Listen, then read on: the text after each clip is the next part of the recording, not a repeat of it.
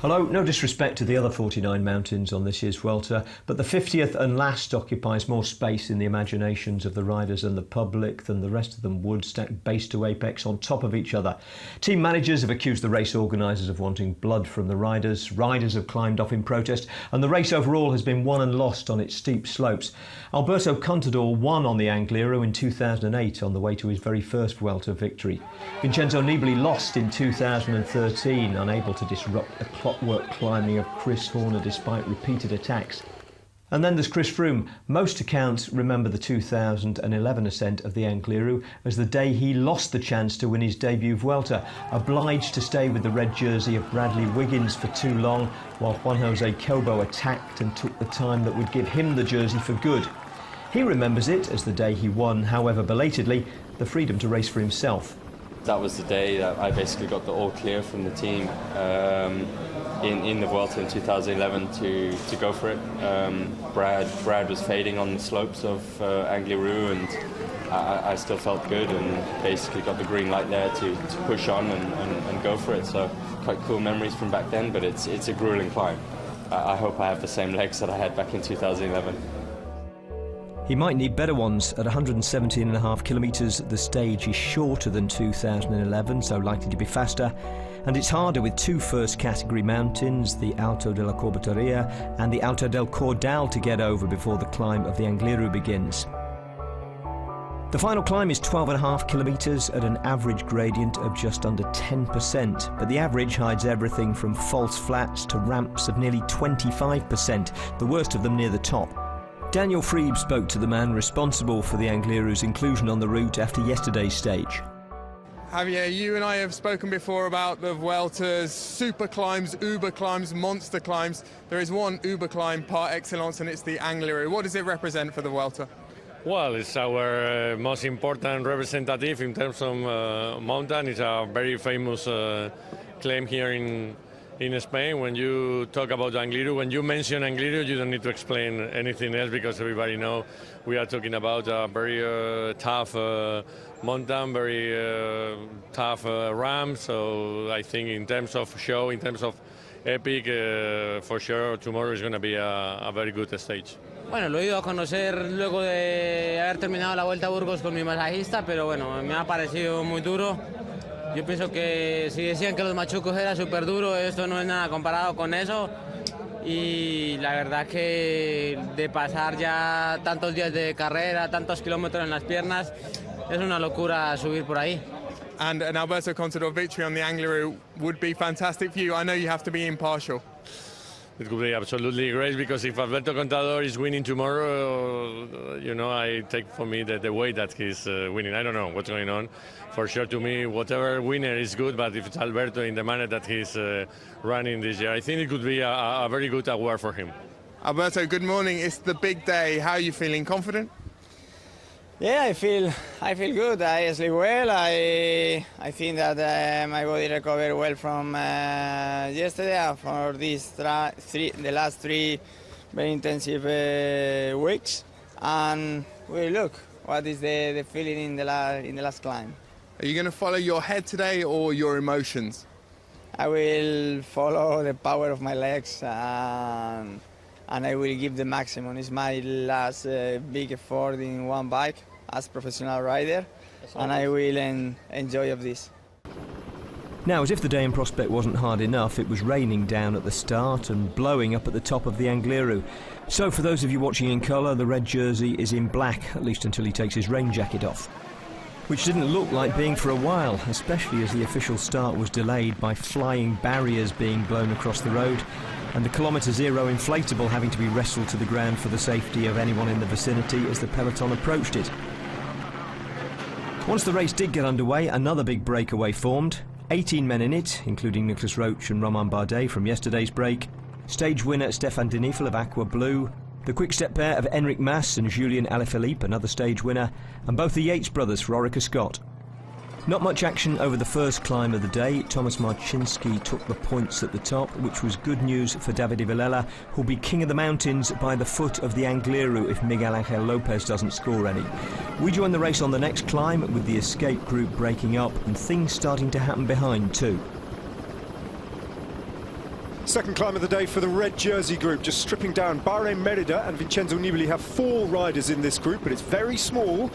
And on the descent, that's interesting. That's where most of that damage was as we go to the front of the race again. Oh, no, this is the front of the red jersey group. And they're just picking up Igor Anton from that original breakaway group.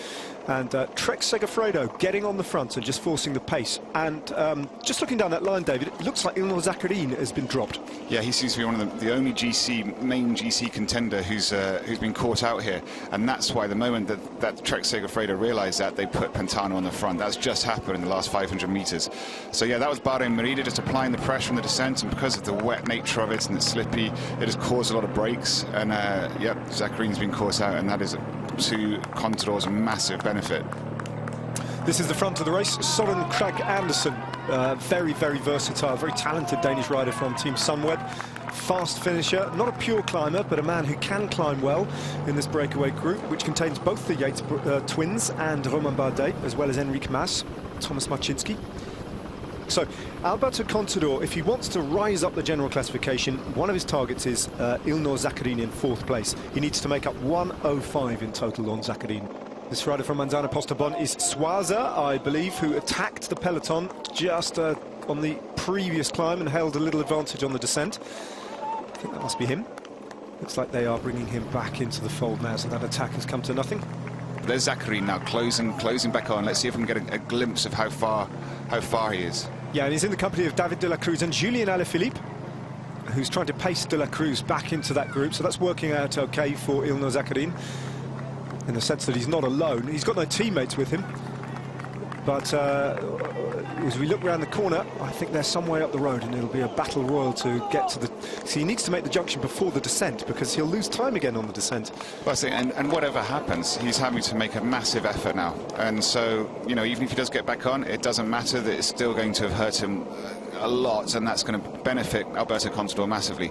So it's up to Pantano just to keep driving this forward as much as he can and make it as difficult. And that looks for Miguel Angel Lopez and yeah, for Astana, who's been caught out as well. So there you go. It's and that's Micah as well, I think. So a lot of good riders, and Micah, who had his team on the front before, and Astana had their teams on the front earlier on the stage, have all been caught out by that Bahrain Merida move. And that's the red jersey group. So David de la Cruz has got back on as well. Looking for the white jersey of Miguel Angel Lopez. He is wearing the white jersey today, the Astana rider. Zakarin's in this group again now, so that's good news for him. Wilco Kelderman will be slightly disappointed with that. Stefan de Neefel is still there from the original breakaway. He's been caught, but he's hanging on to this group of climbers. So their numbers are growing because they're picking up the riders from the breakaway group as well, most of whom were good climbers, actually. So that's why this group is getting bigger, as well as riders managing to just make the junction and get on the back of it. Meanwhile, at the very, very front of the race, you can see both the Yates twins with the blue kits and the yellow helmets. Marc Soler has been caught and gone back into the fold. Thomas Marcinski, 2-time Vuelta stage winner. Romain Bardet and Søren Kragh Andersen, and they have Enric Mas for company, and that's the constitution of that group. They're 39 seconds ahead of that big red jersey group. So they're paying the price for that, for the fact that Zakarin was dropped back there, because that accelerated the pace and has almost paid to any chances breakaway, making it perhaps even onto the lower slopes of the Angliru. You can see they're looking behind now. It's, I mean, they've really got no choice but to try and push on forward, because only 2 riders here have teammates behind that are on GC, and that's the Sunweb and Quick-Step. Everyone else, they may as well just keep racing to try and give themselves even the tiniest glimmer of hope regards trying to go for the stage win. Another excellent ride from Lotto Soudal, and Marcinski getting a man in the breakaway, and he's looked one of the strongest, repeatedly just forcing little breaks in this group, and then it comes back together again. But Marcinski's looking excellent, and this is a good ride from Pantano as well. We haven't seen the best of Pantano so far on the Vuelta. Big day for him though, because he is a key man for Alberto Contador's ambitions today, and he's looking strong on this climb at least. It's very important that Alberto Contador's got him there. He's his only teammate now at the front of the race, and it was at that moment when Zakarin was dropped that he needed a teammate, so he was lucky that Pantano was there, and it appears to be on a better day than we've seen him much of the race. And it's a great recovery from David de la Cruz, who's right towards the front now. Michael Wood's in a little bit of bother. So I think Michael Wood's caught out as well, so he's only just made it back on himself. So he's had another tough climb up here, and no doubt will pay for that on the slopes of the Angliru. But he is in the group of favourites. How many riders does Wilco Kelderman have in support? Well, he's got a rider up the road, and well, there's 3 Sunweb riders still there, one of whom's Chad Hager, you can see just standing on his pedals, and down Lola Cruz from the back to the front, and now off the front and on the attack. That's a hell of a ride. Yeah, that is. I mean, so he had to chase back on him when he had a teammate, but he must have paced it quite well. And sometimes when you're in that rhythm, when you've been going quite hard and you catch the group, it feels comparatively very easy, and that might be what have happened. He's got in there and thought, you know what, I'm already at this pace, I may as well just carry on going and try and get a little bit of a head start, because, you know, he just got caught out on one descent. He's going to decide that he's going to dish it out to everyone else on this next one. Now, Davide Villela will be delighted with the fact that Marc Soler has taken maximum points here, and the rest of the points are going to be swept up harmlessly by non-rivals of Davide Villela. And there they are. All the points have gone as the breakaway now goes over the top. So we can now confirm, assuming he finishes the race, that Davide Villela from Canadel Drapac has won the King of the Mountains competition. And that is a splendid return for him. Okay, this motorbike has just crashed. There you go, see it. We just heard that on the race radio. So this is how slippy this road is. I know this from when I did Angliru. I crashed down here, and it is renowned for being very, very slippy. So over the top they go. Bahrain Merida leading a small assortment of riders, including Jarlinson Pantano, who has now gets a bottle and tries to maintain contact with that group. The last domestique for Alberto Contador. Contador is going to leave it to the Angliru, obviously, before he lights up this race. He's still in this group, so too is Nibali, and so too are all the big names waiting to do battle on the Angliru.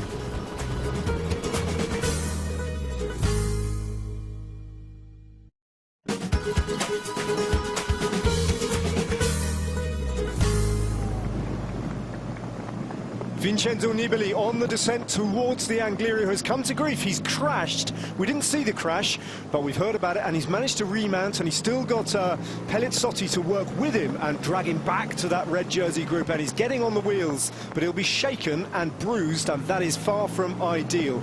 Now, the same thing happened about half a minute further up the descent in the breakaway group. Marc Soler, this is what happened to him on this descent. His front wheel just going, and he hit the deck very, very hard, and frankly, David, that is the story of Movistar's Vuelta to date. Their big hope gone into the ditch on the side of this very, very treacherous descent. Yeah, he was looking on fire as well, but as you can see, that's probably the two leading groups, if you like. We had Marc Soler, very first rider on the road. He went down. Nibali, I think, had just started attacking the descent from the leading of the red jersey group, and he went down. This is him now, and he's going to be, as I said, he's going to be a bit shaken, because even a rider with his skill and talent, once you've had a crash like that, and look at these roads, it's very hard to rediscover your confidence on the same day.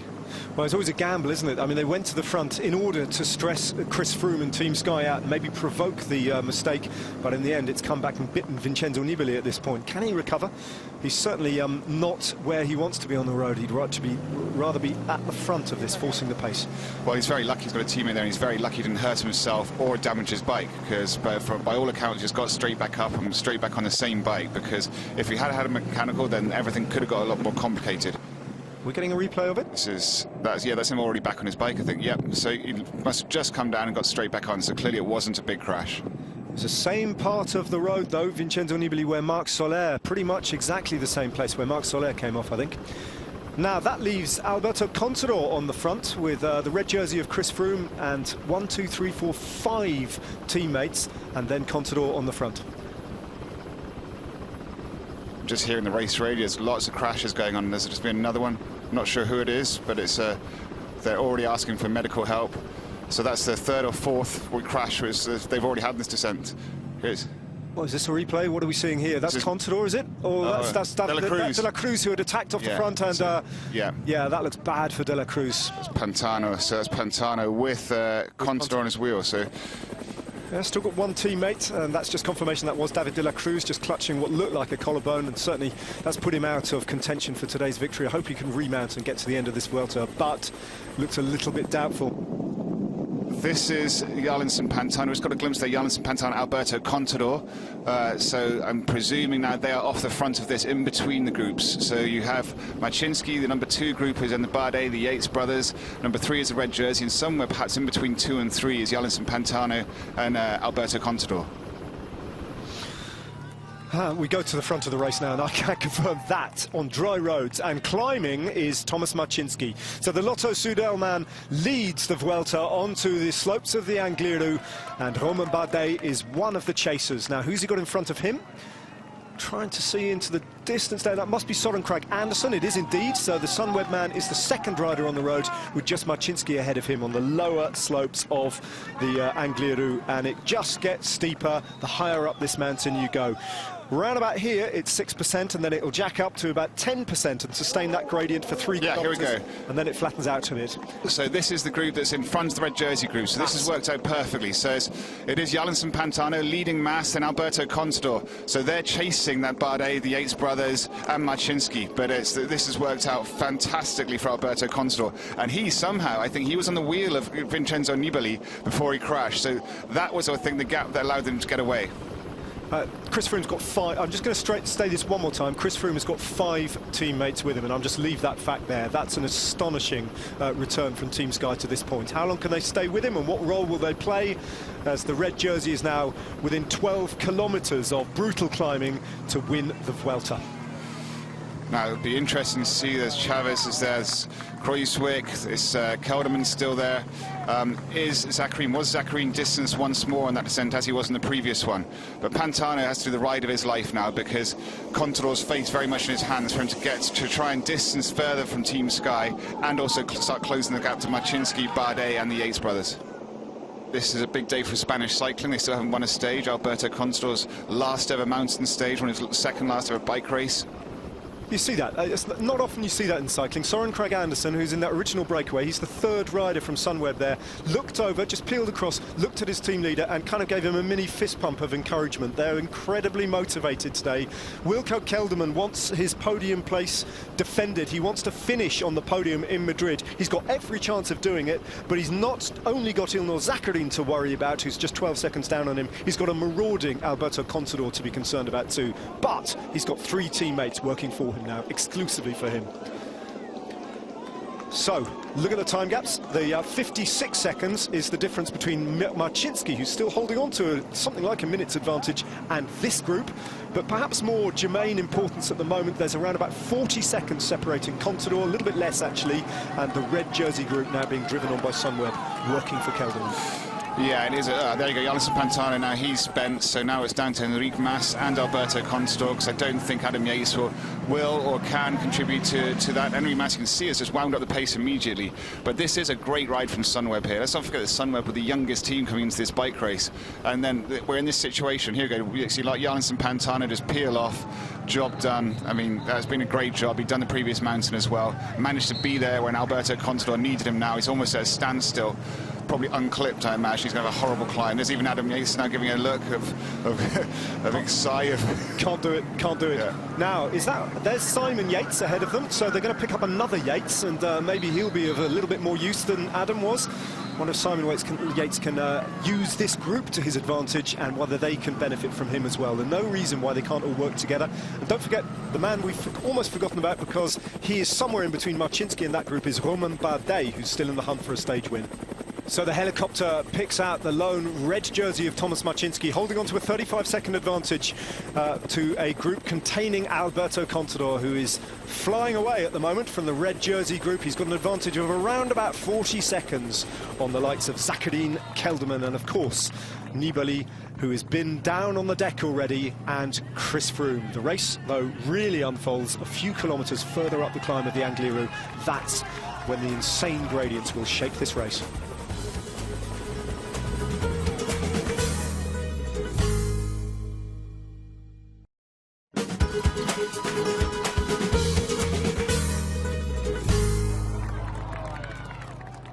So Tomasz Marcinski has done what he could, but 8.5 kilometres from the summit, with all the really nasty slopes of the Angliru still to come. As he glances up the road, he's about to be caught by Contador, Bardet, Marc Soler, Enric Mas and Simon Yates, who's looking totally refreshed, actually. This is by far the best day we've seen from Simon Yates on the Vuelta, and he's still in the hunt.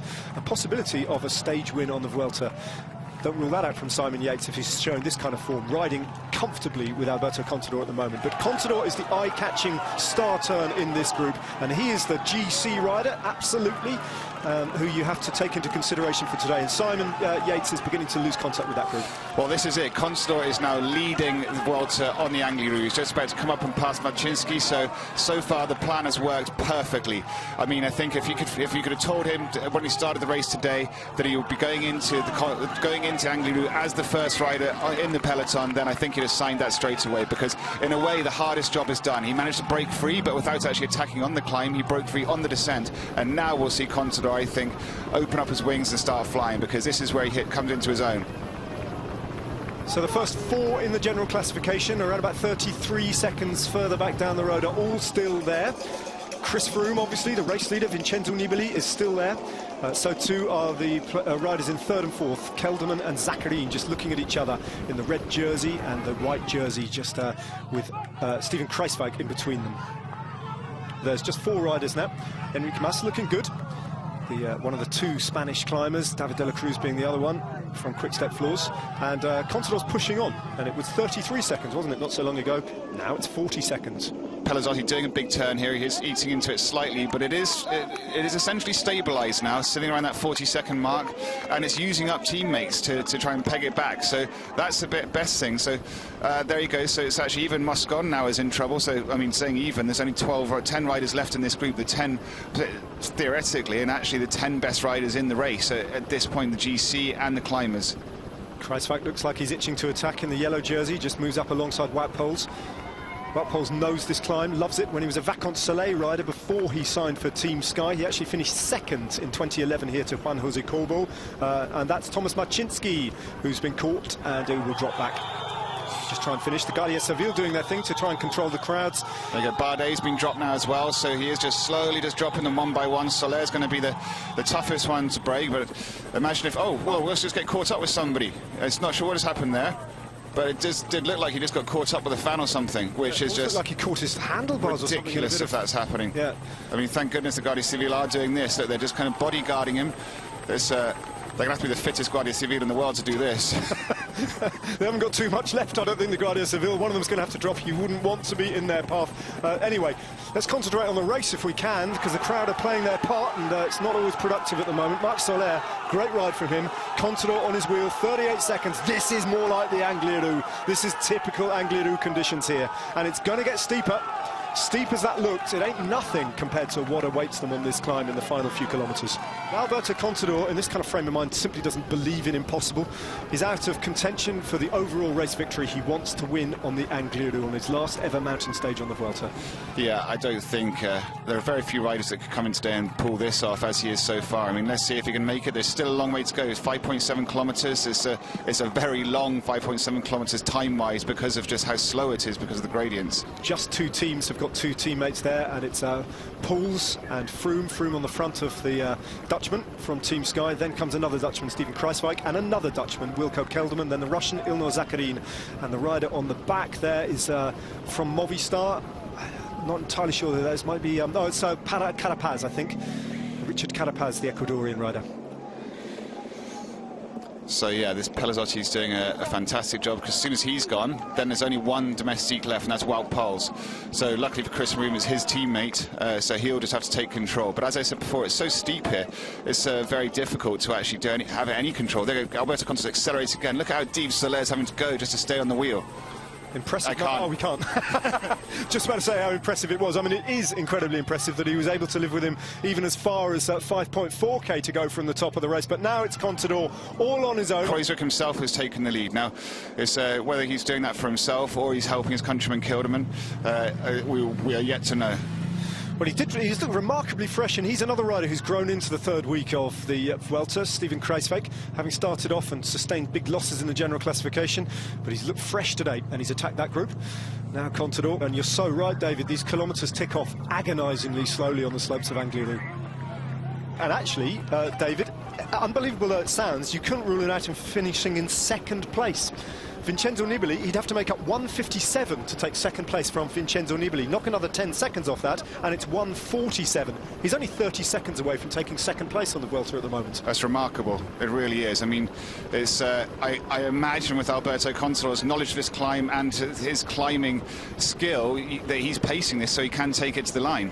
But 1:16 seconds now, 1:17, and that's even without the time bonus. There you go, he's on the podium. Well, even though you would have seen it coming and everyone expected the big Alberto Contador attack, it does take your breath away. Something very, very special is unfolding on the nasty slopes of Angliru today, and Alberto Contador is forcing it as Ilnur Zakarin goes on the march now, and Wilco Kelderman is forced to react. So this is the battle for defending their podium positions and also duelling amongst the two of them. Remember, these two, Kelderman has his nose in front. He has just 12 seconds advantage over Ilnur Zakarin, and Zakarin is threatened both by Kelderman and also by Alberto Contador. They just let the pace relax a little, and Steven Kruijswijk just dangles off the front, and they've all got 4 extraordinary kilometres and more of climbing to go, with Contador 1 minute and 15 seconds up the road.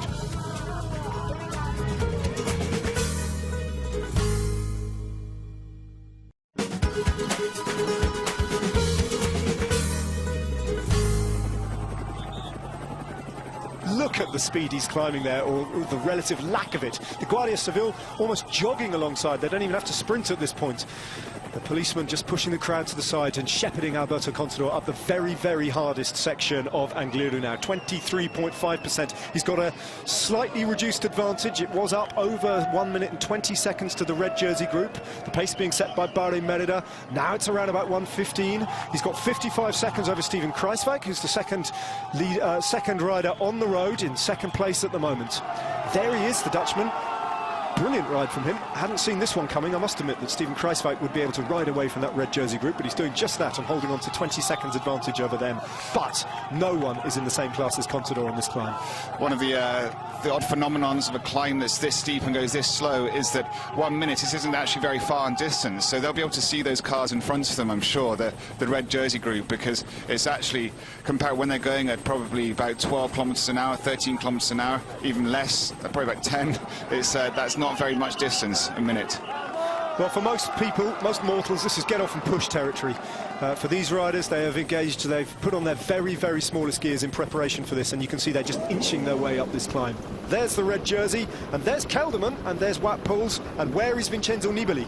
Yeah, Nibali's just hanging on there, so this is really it now. This is an amazing ride by Wout Poels, because this is the podium on GC plus Wout Poels and Zakarin, so it's the top 4 on GC. Nibali's suffering now, really suffering. His front wheel trying to seek out the gentler gradients. He's almost teetering on the brink of zigzagging up this climb. Look at him go. That's just brutal. 2 kilometers to go, though, for Alberto Contador, and I don't think anyone's going to be able to deny him victory. I think you can almost say that now, 2K out. So it's Chris Froome, so he's now leading that group, so he's gone ahead of Zakarin, so he's decided to go on his own now. So this is it, so Chris Froome's made a move. I mean, whether he thinks he can draw back Contador, I don't know, but I think he must just be feeling good enough that he may as well do this himself. He's still got Wout Poels with him. And Contador just wants the pain now to end, but it's not going to, not for another 1.8 kilometers. And 1 minute and 10 seconds his advantage over the red jersey group. That's less significant. What matters is his gap to Kelderman and Zakarin.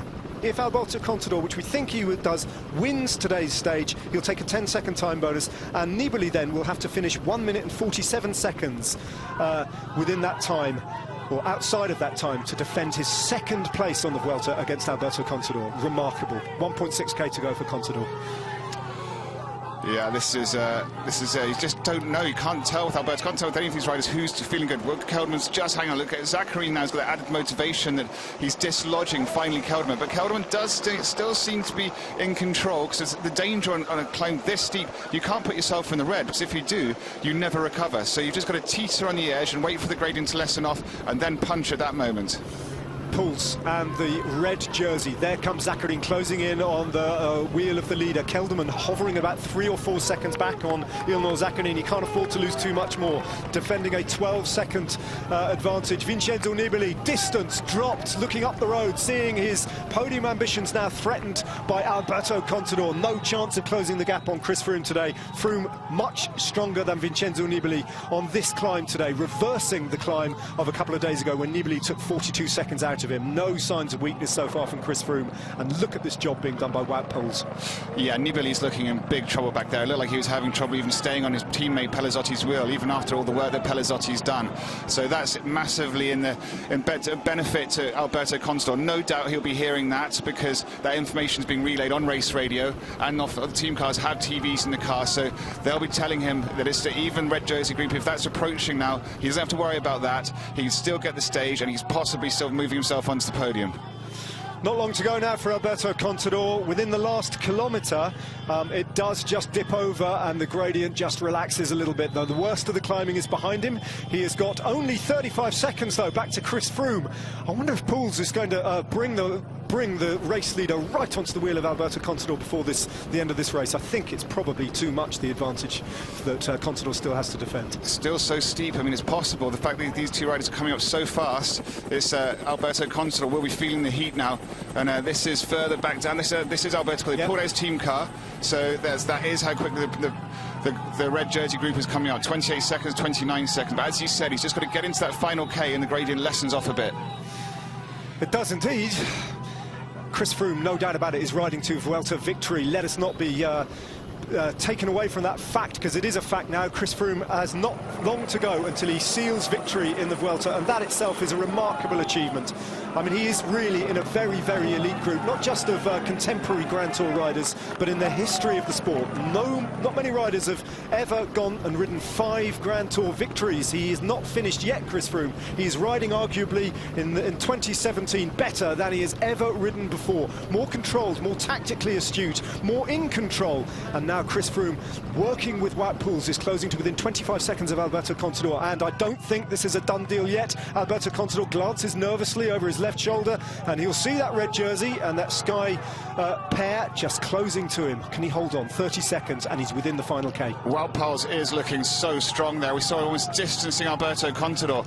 So, distancing Chris Froome. So Wout Poels is definitely the strongest of these two riders, and Chris Froome is incredibly lucky to have a rider like that there, because look at this. He's just drawing them away, and he's always a bike length in between the two of them. So he really is just dragging Chris Froome up there. Poels is the rider that Chris Froome, who's almost his first name on the team sheet for the Tour de France, but injury prevented his participation in that race. He's been immensely valuable, as has Mikel Nieve in Chris Froome's tilt at the Vuelta. But Alberto Contador is not going to be caught today. He's holding on to his advantage of 32 seconds.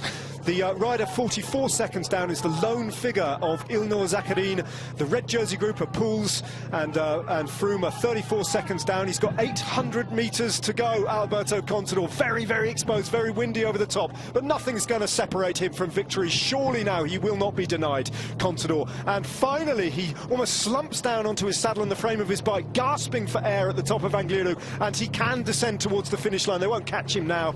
And there are Poels and Froome is going to pick up probably a time bonus for second place.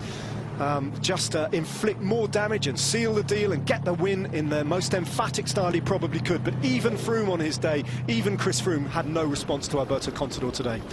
So finally now Chris Froome is taking lead himself, so him and Wout Poels are looking at second and third in this stage unless something drastic happens to Alberto Contador. And what a way to crown this race for not only Chris Froome but that team. I mean, they really have been dominating it. There he is, the lone figure of Alberto Contador. Just a front, is so close. But the meters are ticking away and he's out of sight and round that bend, and now he can think about taking this victory. It'll be emotional for anyone watching. Not everybody admires Alberto Contador. He is a rider, let's not forget, who has served a 2-year doping suspension, but many cycling fans would disagree with that assertion and not dismiss his career out of hand. He is one of the great champions. His palmares, even with those results that have been struck off, speak for themselves, and latterly he has absolutely shone, Alberto Contador. For the last couple of years he's looked a shadow of himself, but Contador has shone on this Vuelta, and finally he takes the stage victory on the top of Angliru. Stage 20 belongs emphatically to Alberto Contador, and in Spanish hearts and minds the race will belong to him too. But after Jacques Anquetil and after Bernardino, now Chris Froome takes the Vuelta in the same year as the Tour de France, and just listen to those names: Anquetil, Hinault and Froome. That's the company that this man keeps, and he rightfully belongs to cycling's very greatest Grand Tour winners. Now, Ilnur Zakarin has dispensed with Wilco Kelderman. Zakarin will be finishing almost certainly in a podium position, I think, at the end of the day. He is comfortably there in 4th place, but the real question now is what can Vincenzo Nibali do to defend his 2nd place? He has to finish within 1 minute and 47 seconds of the time of Alberto Contador, who's crossed the line already 49 seconds ago, and there he is. Nibali is okay, and he survives it. So Vincenzo Nibali will finish in 2nd place. Zakarin overtakes Kelderman, and Wilco Kelderman is the big loser in general classification terms, but Froome takes the victory, Contador takes the stage win, and what a race it was. Well, it had the scripted feel of a made-for-television finale, which I suppose it was in a way, with the screenwriting credit going to Alberto Contador. There's the stage result. Poels and Froome were within 17 seconds of him in the end, although it's just as well for them that they didn't catch him. They'd have needed a police escort off the mountain. Zakarin was 4th, 36 seconds ahead of Kelderman, more than enough to overtake him for the last podium place. Vincenzo Nibali finished between them after chasing back strongly at the end. Others fell away early and disappeared completely. Miguel Angel Lopez lost 3 minutes 56, finishing behind TJ Van Garderen, and Fabio Aru lost 15 minutes. David de la Cruz didn't finish at all. He was forced to abandon after his crash. Vincenzo Nibali survived his, but was clearly in discomfort after the stage, possibly from broken ribs according to his team. But he held on to 2nd, and Ilnur Zakarin, who we haven't heard from yet in this race, moved up to secure 3rd. Ilnur, you left it very, very late, but you got the result that you wanted. Yeah, I did my best, and now don't believe, because this is very miracle for me, and of course I'm very happy, and this podium for my family, for my father, for mother and my wife, and I'm very happy, really. There was a moment of mutual congratulation in the interview come indoor podium area as the race winner and the stage winner sheltered from the weather. And once Alberto Contador had completed the protocol, he spoke to Daniel Friebe.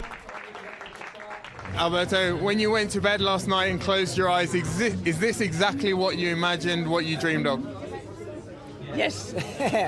Yes, yesterday night when we are at the table doing the dinner, we speak with the mates and say that tomorrow can be one day for the history, you know, the last day of Alberto in the competition, and they give the 100% for control the race, the first part of the race, and after the other riders from the team helped to me, especially Harlinson Pantano in the descent of Cordal.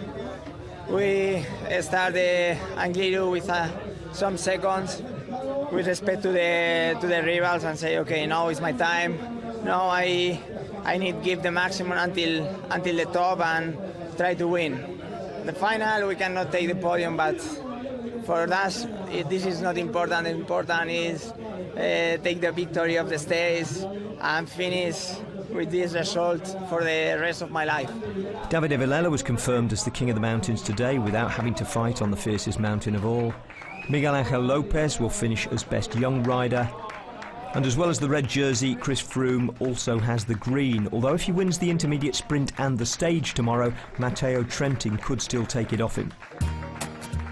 The race overall, though, is done, and Chris Froome has won by 2 minutes 15 from Vincenzo Nibali, with Ilnur Zakarin 3rd.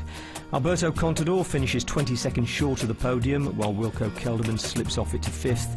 Wout Poels is 6th and Michael Wood 7th, as Miguel Angel Lopez drops 2 places. Fabio Aru slips out of the top 10, which is now completed by Steven Kruijswijk and TJ Van Garderen. So, as he has done every day since stage 3, Chris Froome took to the podium this evening to receive the red jersey, knowing he has one more to come. Chris, it's all over, or nearly all over. Now you can tell us, were there any doubts today, and have there been many doubts over the last few days? I mean, of course, there have been ups and downs all through this race. It's been a serious roller coaster, and I have to admit, probably one of the hardest, if not the hardest, Grand Tour I've ever ridden. It's just been relentless, absolutely every day. I mean, yeah, literally been lying on the ground, bleeding at one moment, and thinking the race might be over here. But the guys have just been amazing. The support from the team, the support from the public, and everyone back at home, of course. It's just been amazing, absolutely amazing. So thank you so much to everyone, and I mean, it's just such an immense feeling. I've been here for the last 6 years and finished twice, 3 times now. So to be sitting here now, obviously tomorrow's stage still to come, but it's normally more of a procession to Madrid. It's just such an incredible feeling. So purely from an athletic point of view, is this your greatest achievement, your greatest ride? I'd have to say so. I mean, to have won the Tour and to have now been the first rider to win the Tour and come onto the Vuelta and win that as well, it's massive. It's just massive for, I mean, in terms of the fact that no one's ever done that before, it's such an amazing feeling.